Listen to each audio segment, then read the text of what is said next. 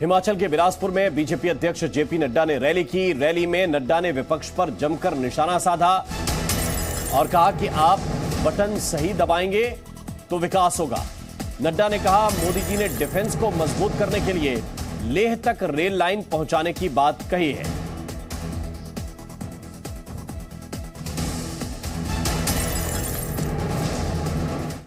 सही बटन दबने से क्या होता है? आज हम 100 देशों को वैक्सीन दे चुके हैं।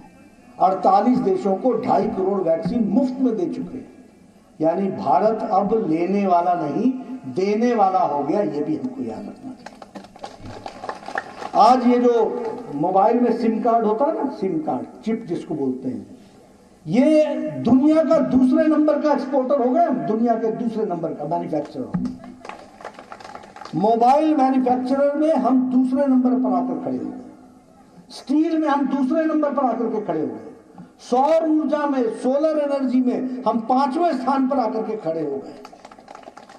और विकास की दृष्टि से देखा जाए तो ब्रिटेन को, ब्रिटानिया को, जो इसने हमारे ऊपर 150 साल राज किया, उस देश को पछाड़ करके 5वें नंबर की अर्थव्यवस्था हो गई भारत।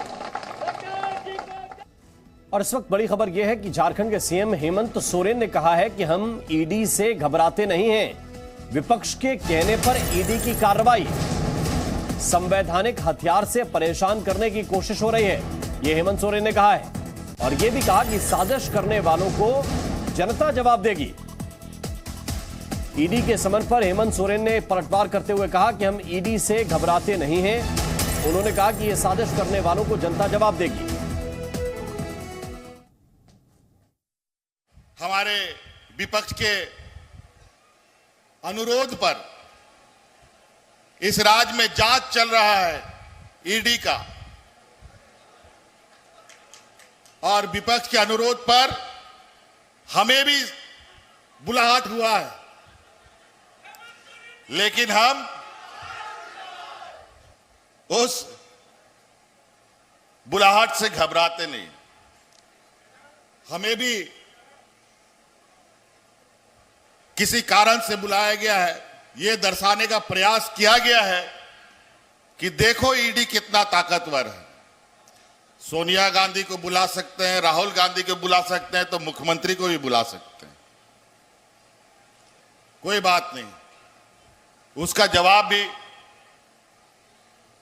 हम लोग देंगे। झारखंड के मुख्यमंत्री हेमंत सोरेन को ईडी ने अवैध खनन के मामले में गुरुवार को पूछताछ के लिए समन भेजा है, जिसके बाद सोरेन की मुसीबत बढ़ सकती है। ईडी पिछले कुछ महीनों में इस मामले को लेकर देश भर में कई जगहों पर रेड भी मार चुकी है।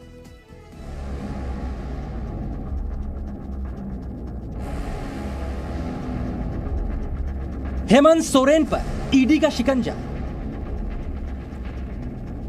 पूछताछ से खुलेगा अवैध खनन का राज। सीएम सोरेन का जेल जाना तय। झारखंड की सियासत एक बार फिर गर्मा गई है। अवैध खनन घोटाले को लेकर ईडी ने सीएम हेमंत सोरेन पर शिकंजा कस दिया है। ईडी ने सोरेन को 3 नवंबर को पूछताछ के लिए पेश होने को कहा है।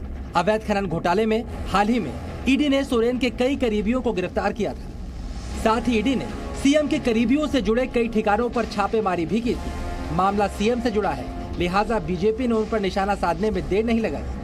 बीजेपी सांसद निशिकांत दुबे ने कहा कि 1000 करोड़ के इस घोटाले में सीएम सोरेन का जेल जाना तय है। ये सारा सिचुएशन ये बताता था कि इसमें माइनिंग मंत्री के नाते, मुख्यमंत्री के नाते, गृह मंत्री के नाते निश्चित तौर पर मुख्यमंत्री की भूमिका है।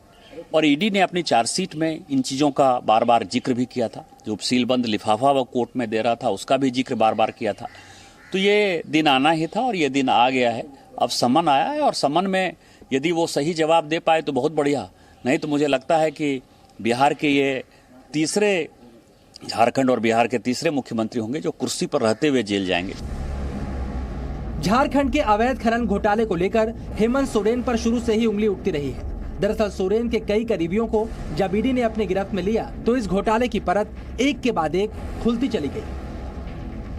निलंबित आईएएस अधिकारी पूजा सिंघल, नेताओं और नौकरशाहों के करीबियों से जो खुलासे हुए, उसके बाद तो हेमंत सोरेन पर शिकंजा कसना तय था। ये सारी कवायद काफी वक्त से चल रही है, लिहाजा कांग्रेस को लगने लगा है कि ये सब सरकार को अस्थिर करने की कोशिश है। देखिए, ये सर्वविदित है कि पूरे देश में जो भाजपा के गैर भाजपा शासित राज्य हैं, वहां सरकार को अस्थिर करने की एक योजना बना करके केंद्र सरकार काम कर रही है। और जिस तरह से हमारे महामहिम राज्यपाल जी ने पिछले दिनों बयान दिया था कि एटम बम फूटने वाला है, तो जब सारी प्लानिंग हो चुकी है कि किस तरह को सरकार को अस्थिर करना है, तो उसमें समन देकर के बुलाना कोई नई बात नहीं है। अब हम आपको बताते हैं कि अवैध खनन घोटाला आखिर है क्या। मनरेगा फंड में हेरफेर से घोटाले की जानकारी हुई। इस मामले में मनी लॉन्ड्रिंग की बात पता लगी और जांच ईडी के पास आ गई। ईडी ने जांच के दौरान आईएएस पूजा सिंघल को गिरफ्तार किया। सिंघल और उनके चार्टर्ड अकाउंटेंट के यहाँ छापे पड़े तो 20 करोड़ कैश मिला। यहीं से ईडी को इस खनन घोटाले का पता लगा।